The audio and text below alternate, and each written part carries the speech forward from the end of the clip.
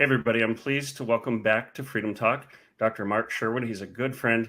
He's also someone who has a good understanding of what's going on right now with the Donald Trump indictment. Welcome, Dr. Mark Sherwood.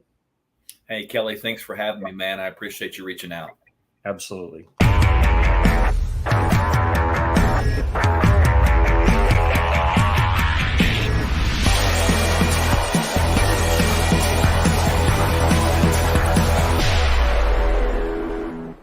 Dr. Sherwood, thanks for joining us on such short notice. I got an email from your team today that you were going to be speaking about Donald Trump's indictment. I know you're currently a naturopathic doctor. You and your wife run a clinic, and you're a former gubernatorial candidate from 2022 for the state of Oklahoma, and you're also a veteran SWAT team member. So your background really makes me think you have some insightful comments about the biggest news in our headlines right now.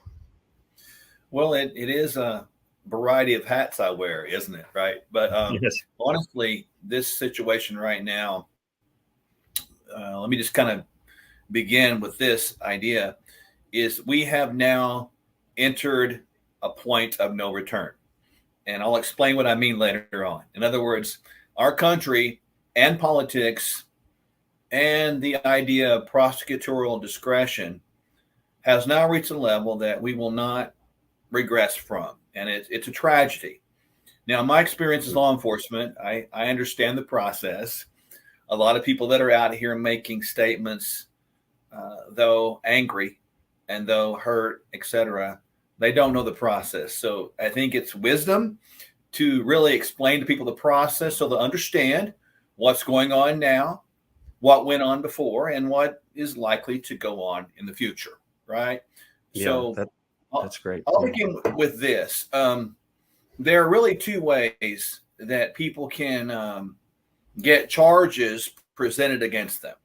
One is where, like I'm a police officer, which I was, as you noted, for 2.5 decades, where you observe a crime and or you're told or informed of a crime, you do an investigation, you find a suspect and you make an arrest, or you do an investigation and then present. And of course, in that two-prong approach, the officer could make the arrest if they observed a crime in their presence.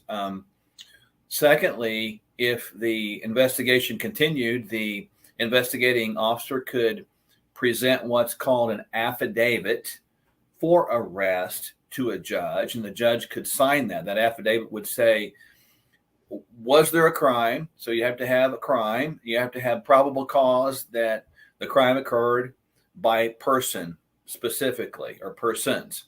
And the burden of proof with that is basically more likely than not that this happened. Doesn't mean it is 100%, just more likely than not. The second way that we're seeing played out, current news today, Kelly, is the idea of a grand jury. So grand juries are like you and me, just general citizens. They're subpoenaed for jury duty. In this case, they would be assembled in what's called a grand jury. And that grand jury of X number of jurors would hear evidence from a variety of cases. So the prosecutor of these cases would bring in a whole bunch of different cases to these jurors, and the jurors would, weigh the evidence and get to ask clarifying questions. And in some situations, the defense or defendant is allowed to present mitigating evidence to these jurors. And then the jurors, at the end of the case presentation, would take a vote, and they would decide based upon a consensus that a crime's occurred. We got a person that we believe is responsible, and it's more likely than not that they did it. So in that case, you have what's called an indictment. And then that is just if you will, an arrest warrant for a person. So that's basically what's going on right now in the situation. And President Trump is going to make his initial court appearance today. I am certain he will plead not guilty. There will be a lot of delays going back and forth, but eventually, Kelly, this case most likely will end up in front of 12 jurors. And those jurors, once again, will sit in court and weigh out the evidence, both sides, and both sides will present arguments, and then evidentiary arguments and then closing arguments, and then the jurors will decide, much like they did now. Yeah, thank you. That's a great summary explanation, because I know a lot of people really don't understand how that process works. I'm learning things about it myself as it's going on. I think one of the main concerns that I have, and that a lot of people have, is that we're seeing what I've written about a lot lately, which is what we call lawfare, using legal means to attack someone, to take down your political opponent. We also see a two-tiered justice system. We see Joe Biden, Hunter Biden, it seems like getting away with a whole lot of things, and yet they're focused on this thing with Trump. I also wonder, and maybe you can speak to this, what about the statute of limitations on this thing that supposedly happened? I believe it was before the 2016 elections. Yeah, statute of limitations would apply under this context, Kelly. Like, there are statute of limitations for various crimes, of course. People can look those up, but the time limit is, when it starts, is a little bit variable, and it's variable based upon what is the time in which a person became aware that a crime, suspected crime, has been committed. So let's say, for example, something actually happened 6 months earlier, but 6 months later they became aware of it. Well, that would be the time in which the time limit started, not the actual event. It's when they became aware of it. Another thing to probably keep in mind at this point is the idea of prosecutorial discretion. These voted in district attorneys, and this happens in every county around these United States. We have certainly seen in the elections that there is platforms to be had. The politicians, including the DAs, can become political pawns in a game versus servants of the people. They become people who have their power and can wield their power to damage the character and credibility of other people that they don't like. And in truth, they have that discretion. In other words, discretion might be like this. And I know this is not the same example, but I want people to understand what they have the power to do as these elected officials. And they do. If I am an officer and I see Kelly Walker driving down the road at 60 miles an hour in a 50 mile an hour zone, and I see John Doe over here driving down the road at the same road, 55 miles an hour in the 50 mile an hour zone, I can stop John Doe and write John Doe a ticket for speeding. And John Doe could make the argument, well, Kelly over here was driving 60. And that's a good argument, but it has no bearing on John Doe driving 55. So John Doe drove 55 and he broke the law in that example. Not saying any laws have been broken. I'm just using that as a simple example. But the idea of discretion is really in the eye of the beholder. And that's the problem here with this now. They have this unlimited discretion they can use, and they don't have to be fair. And that's a hard thing for us to get. But Kelly, politics have become anything but fair. And this is what I meant at the top of the show when we have transgressed to a point of no return. Now that we're here and this bell has been rung, this nail has been driven, this time, we will never go backwards now at this point. There will be another time in history, potentially, and again, I'm painting a scenario for people to get good perspective with wisdom here. There'll be another time in history, you might have a Republican DA who wants to prosecute a Democratic candidate, whatever. And that's going to happen because it's been done before. Yeah, and that's really my concern. I understand what you're saying about prosecutorial discretion, but the problem is when people have deep biases, and the public often doesn't think like law enforcement does, and that's one of the reasons why it's so great to get your perspective. But we have seen a man, Donald Trump. They've tried everything they can, thrown everything against him. I'd say most of what I've seen, like the Russia collusion, has been completely made up. And we have this sense of unfairness. But one thing, every time I post something about Donald Trump or about this situation, I always get the trolls and the hackers and all that kind of thing. But I'm trying to make a point, and that is, this isn't about Donald Trump. It's not about a person.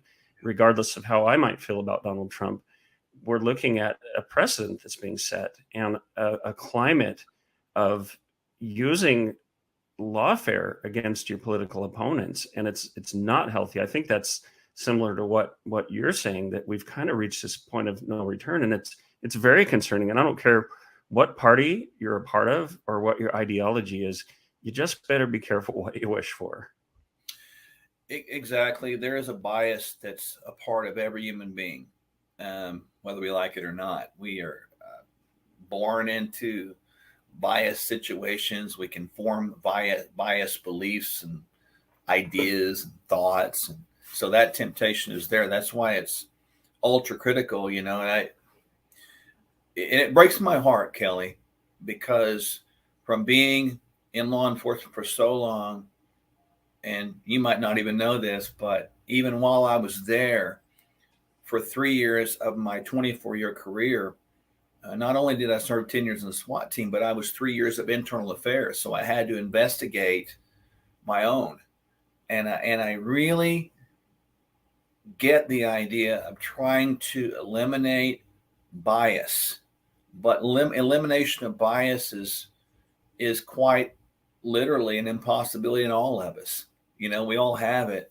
And we've reached this point right now. It's a peak, and we've just broken over that thing. And I don't see us going back. And one other thing that I want people to get here with this is that because the Constitution is laid out like it is, where the states and the people have really the power to do this, and the federal government can't stop it, people have to really be cautious about what they wish for. And I've had many, many people that have contacted me and said, we need to contact our senators and our congressmen to put a stop to this thing.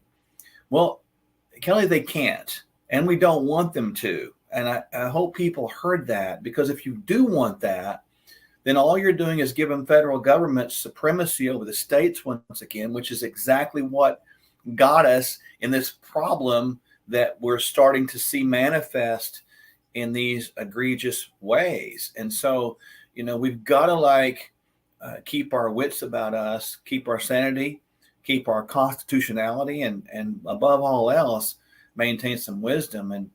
And I encourage President Trump to present a very aggressive defense, attack the witnesses, attack all evidence. That's the right.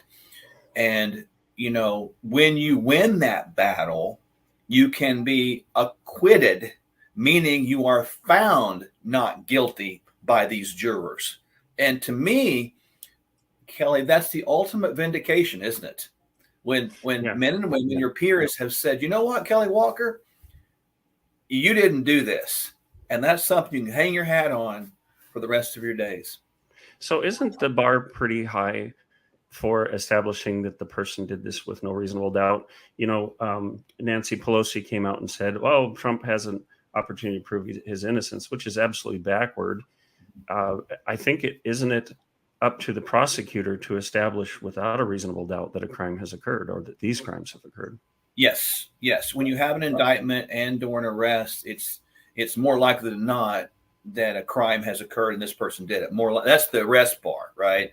But the conviction bar is beyond a reasonable doubt.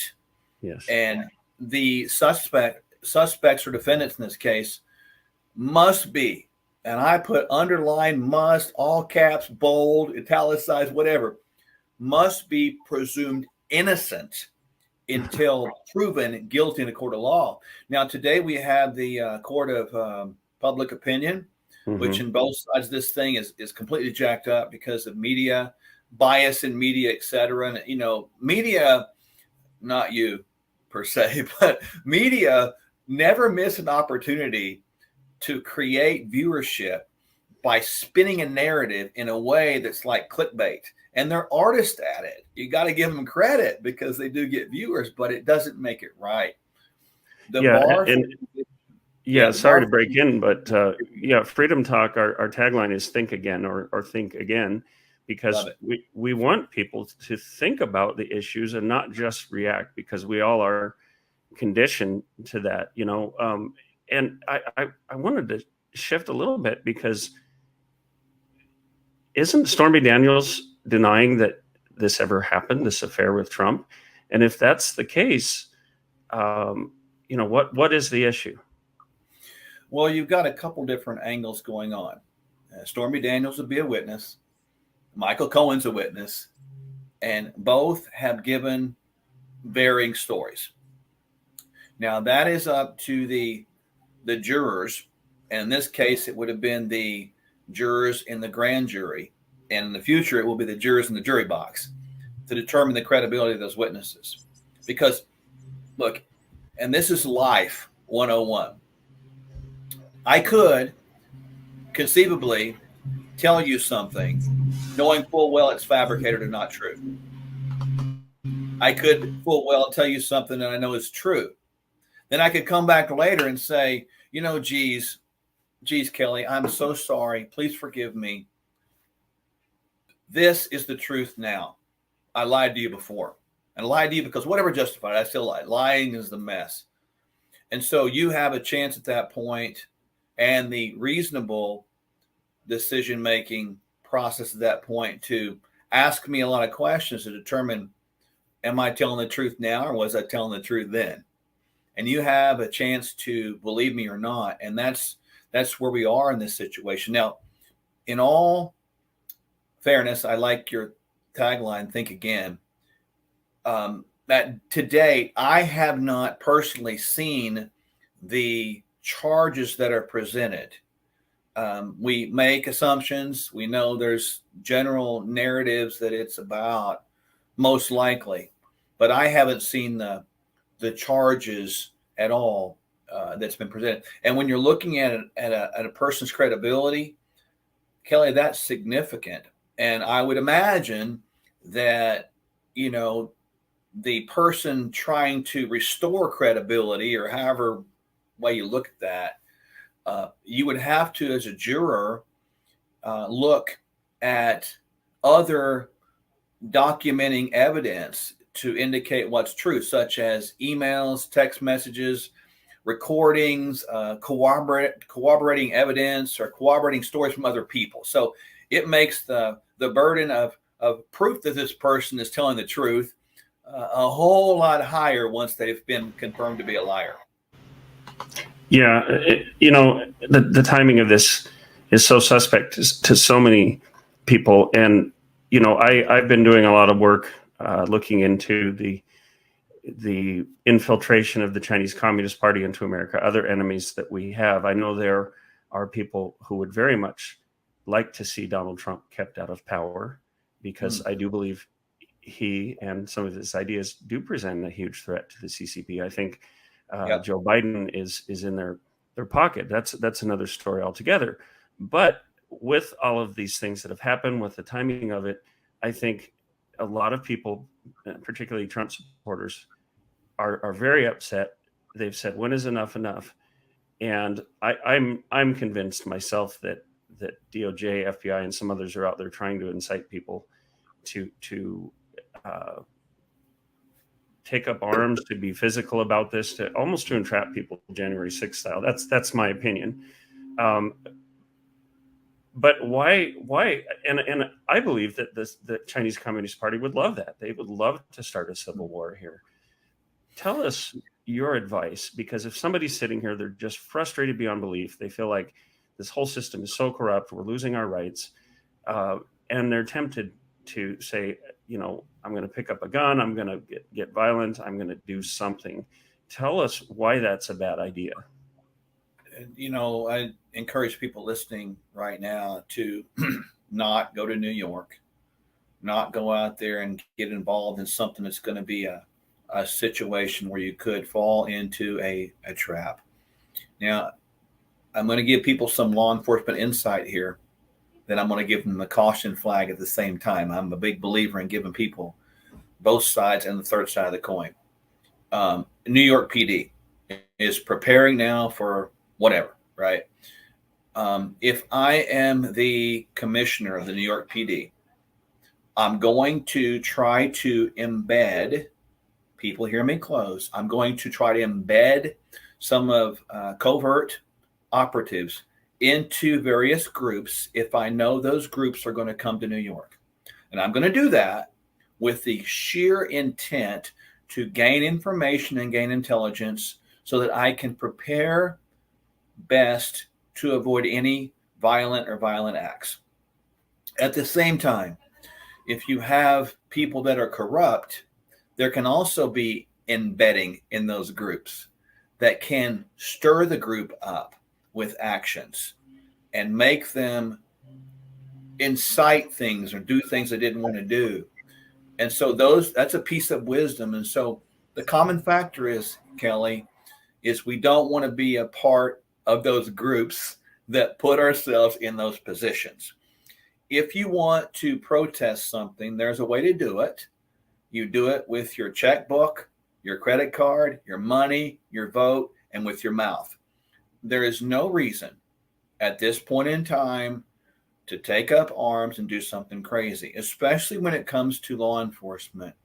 I've watched the narrative, and it's, again, heartbreaking to me personally because I know men and women that are current and former FBI officers, and I can tell you every one of them are corrupt. They're the far vast majority of these folks that work the rank and file are stationed in, neighborhood USA districts around this great country, are just trying to do their job, but there's bad apples in every bunch. And our leadership from those three-letter agencies is, let me just say it, piss poor.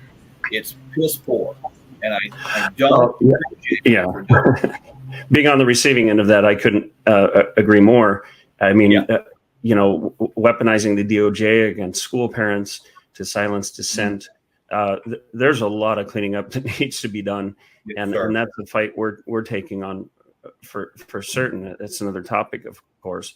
But if they embed agents, it seems to me a fine line. And I'm not a law enforcement official, not a lawyer, but does it become entrapment at some point? Like you're inciting someone, or you're kind of lighting that fuse and pushing someone in a direction.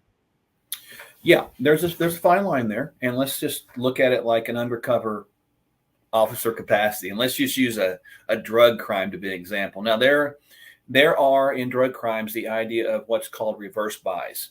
So let's say that I'm an undercover biker gang member, and I'm supposed to go in there and investigate drug and weapon dealing or whatever. I'm just throwing out a hypothetical situation.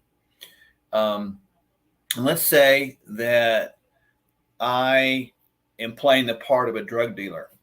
I can, as part of my undercover job, check out of the evidence room a quantity of drugs and go out there and sell that to a person within that group. And that person within that group would be committing a crime by purchasing that controlled substance with intent to distribute. That would not be entrapment if that were to happen in the normal course of conversation. However, if I were to go into that group and check out a quantity of drugs and just go out there and solicit people over and over and over again to buy this, and I'm getting no, and then I were to get into conversations and generally coerce somebody into do this, there you go. You're kind of leaning towards that gray area into the black area. So there is a fine line there. Just being there does not create the problem. Now let's go to J6 and let's use that as a tangible example too. If an officer or agent is embedded there and goes up there and breaches the door of the Capitol and says, hey, Kelly, come with me, it's okay. and uses some sort of a coercive nature, that again would trend more towards, in my opinion, the black area or the entrapment. Does that make sense and help clarify things? Yeah, it sure does. And again, coming from the leadership, we've seen, I believe, plenty of evidence of directives being given to do just that kind of thing, and that's the dangerous spot that we're in. I wouldn't be here to debate whether or not Trump actually committed crimes. I think that's for someone else to determine, whatever my opinion is. I don't know all the evidence, but I will say I'm extremely troubled by lawfare, and I see it happening. There's a gentleman a lot of people don't know yet. I hope they will, but his name is Miles Guo, or Guo Wengui, which is another name. But I don't know if you're familiar with him. He's a prominent Chinese dissident who went from poverty to becoming a billionaire, and the FBI raided his Manhattan apartment, sent 100 FBI agents, took him into custody.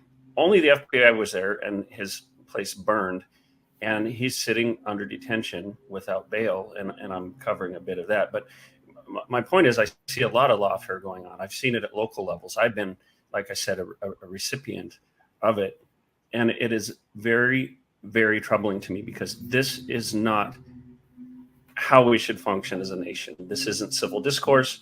This isn't finding the best way to function as a society. This is, in fact, a form of civil war, and I'm completely against it. I'm completely against this approach. We need to stand down, really. Yeah, this is an interesting situation comparative. Go back to Nazi Germany. They had the SS troops, almost like the personal police or personal law enforcement of the government or of the regime of tyranny. And we're heading down that pathway. And you're right. From what I've observed in the past, President Trump's policies would be pro-American. Biden's policies would be pro-globalist.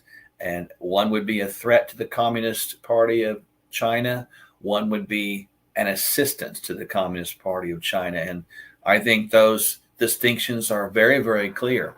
And I am absolutely appealing to all Americans right now to get a rebirth, a resurrection of the idea of the Constitution, the idea of what it means to be self-governing, the idea that the states and the people are more powerful and should be more powerful than the federal government, the idea that the people, Kelly, are the governors of the government, the people are the government. I'm just pleading with people to get that back in their inside of their heart and psyche, and don't get distracted by the things around. Be aware, but don't become in fear of that. Get a grip on a foundation of what we just talked about and really know your stuff. Now, I'm coming at this from a standpoint of law enforcement. I have that background, but hopefully people can take this and then use it to have a good, intelligent conversation, because when you have these polarizing opinions, you cannot communicate with people by a shouting match. It's not going to work. There's a lot of people out there, Americans, Kelly, that are they're really smart people. They're awesome people. They're Americans, and they really love this country. A lot of them are misinformed. And the best way to communicate that information is to do exactly what we're doing. Dialogue, think more, critical think more, discuss it, and try to learn something from the other person. Yeah. And that communicates a way that builds bridges. And that is the spirit of America, because Americans have never agreed about everything. At the end of the day, we've always said, oh, well, Kelly, we may disagree here, but we're still Americans. And by gosh, we're going to go do it together. Yeah. Yeah. We've got to get back to that point at some point, I believe. I completely agree with you. And my concern is that there are malign forces that want to have us at each other's throats. Yes. And so many people from both sides, to be honest, are taking the bait. And just one example, because we have other enemies, obviously, but the Chinese Communist Party has two Chinese colonels wrote this book called Unrestricted Warfare. It's literally their playbook on how to destroy America. And this is all a part of it, to divide and conquer. And believe me, however much propaganda China puts out, we do not want the U.S. to be governed in that manner, because what they're doing to their own people right now I think from things I've heard, it pales what Hitler did in Germany to, by comparison. It pales by comparison. This is a very, very evil regime that wants to rule the entire world, take away every right you have. And people who, generically you say they're on the left, people who are flirting with communism, we need to have these discussions. We need to understand that we do have a common enemy. And they're going to try to cozy up to people and act as if they're our friends, but they're not our friends. Talk to some people who've come out of China who've escaped this, Stop, all focus off this drama of the indictment. We are all under attack, and they want to divide us. Yes. Kelly, you bring up some powerful points, and I've been on this warpath with you, and you and I are friends. This is just hardcore truth that people need to hear.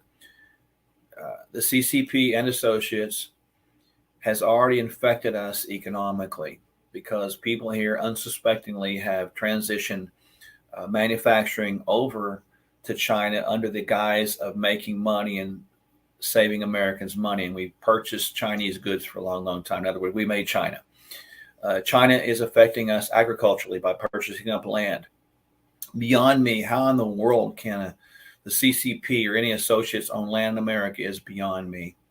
The CCP is now affecting our border because they are in cahoots with the cartel to smuggle fentanyl in here. And it last year was the leading cause of young males that killed 100,000.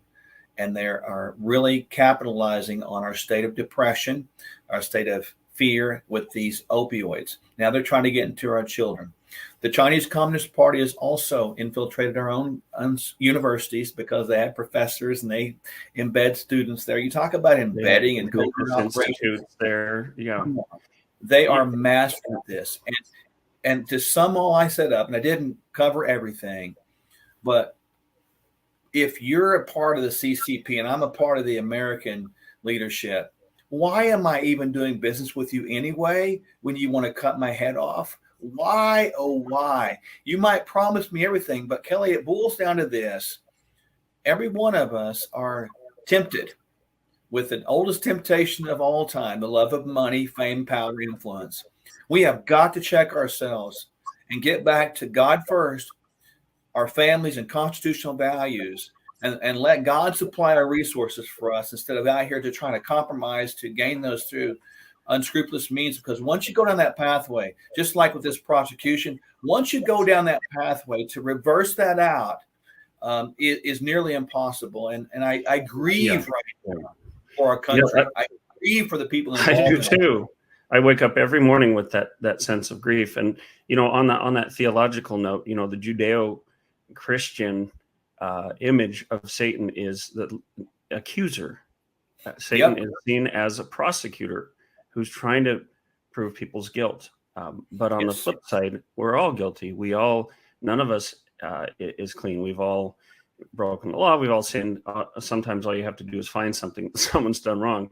So I'm not trying to make a huge theological statement here, but when you see this spirit or demeanor of accusation, be very, very careful of that, because, if you're someone who believes in God, that's not how God generally works. And I know we're mixing theology here with law enforcement, but I think it's always good to be discerning of the influences. I want to ask you a couple of questions because I know you have to go, and after you have to go, I'm going to run a little break and come back with some comments. But two questions. If convicted, will Trump be able to run? And second question is all of this circus just going to make Trump bigger and more powerful? I'll answer the second question first. I believe it is. I believe he will become more popular because of the narrative of victim. You're doing it to him. You're doing it to all of us. Whether right or wrong, I'm just giving you the actual answer to that one. So I think this will lean heavily towards him locking up the Republican nomination for president next election. Depending on the conviction and depending on what the crime he's convicted of, the answer is possibly. And in my book, in my world, when you're talking about bias, and I'm going to put my sinister hat on here, if I'm a Democrat, I want to get Trump convicted of something so he can't run legally.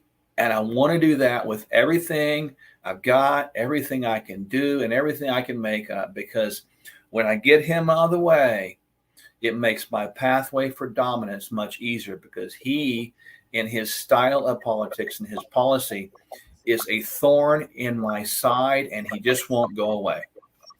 Well, the problem with that is you're using a means to take away people's right to vote. That's right. And it's evil. It really comes down to that. And I understood that. It's totally evil. It's totally wrong. But that's the thinking of a biased, hateful, accusatory mind. You're just trying to come up with something to hurt somebody. Yeah. Well, Dr. Sherwood, I know you have a busy day ahead of you. I'm definitely going to welcome you back to the show soon. Thank you for taking the time today. Your insights are incredible. I'm going to take a short break here. And when I come back, I'll have some closing comments. But thank you again. So good to see you again. Kelly, thanks for having me. And I really hope what I've been able to share today and our dialogue is going to help people. All right, great. Good to see you. And I'll talk to you soon. See you later. On May 7th, Child Protective Services showed up at my home. They questioned my husband and I. They questioned my child without me present. My son's death was a result of a criminal with an evil heart and a justice system failing to hold him accountable for the laws he had already broken. My family has been submitted to threats because of you, death threats on my staff. You are violating my civil rights. You are resisting. I'm not resisting. I'm just strong.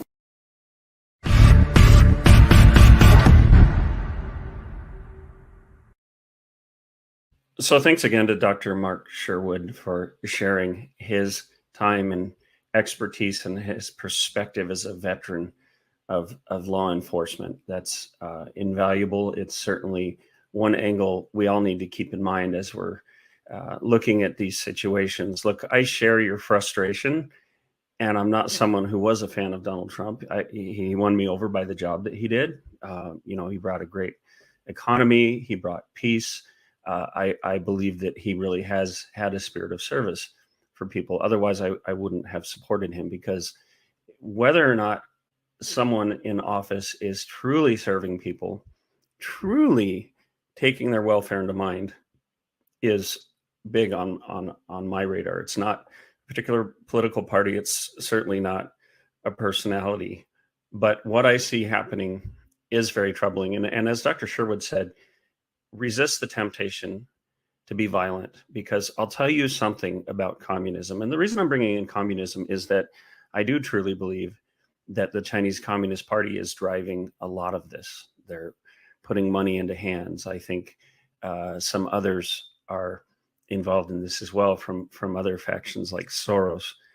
But they really want you to lose your head and take up arms. And that's a very, very bad idea. And this is why, because communism counts on this. This is how a communist revolution succeeds. When violence erupts, they're very, very good and adept at even a small minority of people seizing power. This is how it happened in Russia, which expanded to become the Soviet Union. This is how it happened in China. This is how it happened in Cuba. Fidel Castro and his forces were a small band of guerrillas out in the jungles, and these people know what they're doing. I want to recommend a book, War Without Rules by Brigadier General Robert Spalding. This is an excellent book that unpacks unrestricted warfare, this basically playbook of the Chinese Communist Party. Guys, you need to think again. You need to educate yourself and understand how our enemies work. And I'm trying really hard on Freedom Talk. Look, I get angry at things that, quote, the other side does. The way children are being treated right now. I'm going to be discussing the whole transgenderism trend.